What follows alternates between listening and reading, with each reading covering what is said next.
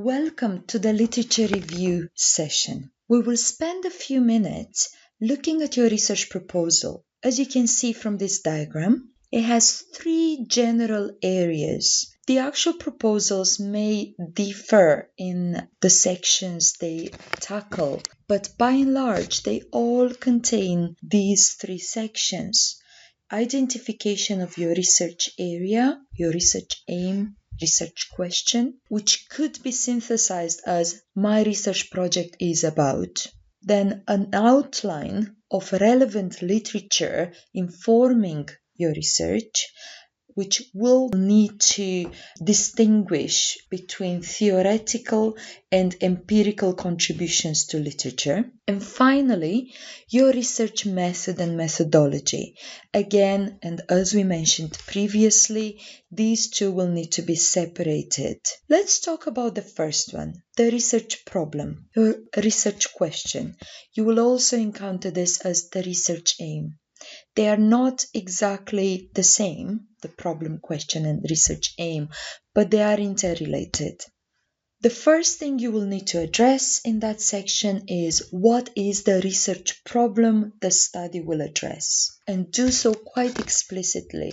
Sometimes the students express this point in implicit terms, but they don't actually say it explicitly in one or two sentences, and this is quite important to be specified. Then, what is the general background of this research problem? How did you come about it? How did you come to think this may be important to address? What are the research questions through which the problem will be addressed in your study? In other words, breakdown of your research problem or your research aim into sub-problems, if you wish, expressed as questions.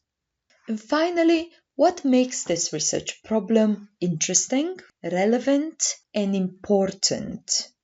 A way to arrive at your research problem is using the inverted pyramid analogy. In your literature review, you would start with broad issues, then narrow down to studies which overlap with your research, and further down to studies that are directly related to your investigation. The broad issues, for example, in a study about reward values and their impact on performance at work, you could start with broad issues to do with human agency in organizations. So quite broad, little bit related, but still very, very wide. Then you could narrow it down to studies overlapping with your research. In other words, wider studies about motivation. And then further down to studies that are directly related to your investigation. So, for example, studies on reward value, studies on performance, the other element of your research problem. Exactly what we mean by performance. Don't forget, it is a concept, and as a concept, it is abstract. It requires explanation. So there you were. For example, in a study of reward values linking with performance, you will start with human agency, narrowing down to, say, motivation, narrowing down to particularly those two aspects, reward values on the one hand and performance on the other hand. Finally, and perhaps most important, and again often sadly forgotten by students, is that you need to provide a justification of the research question chosen in relation to the gaps to knowledge identified.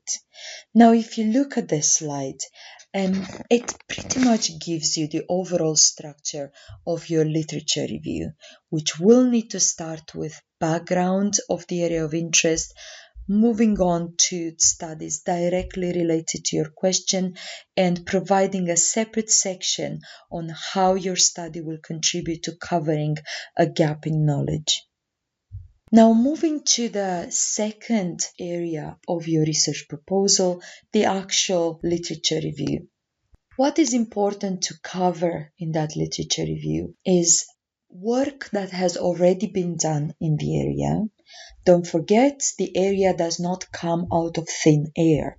Your research topic already exists, so work has been done on it already. What theoretical arguments have been expressed in that area? What empirical evidence is available?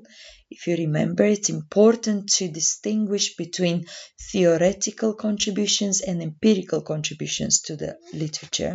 What methods and methodologies have been utilized?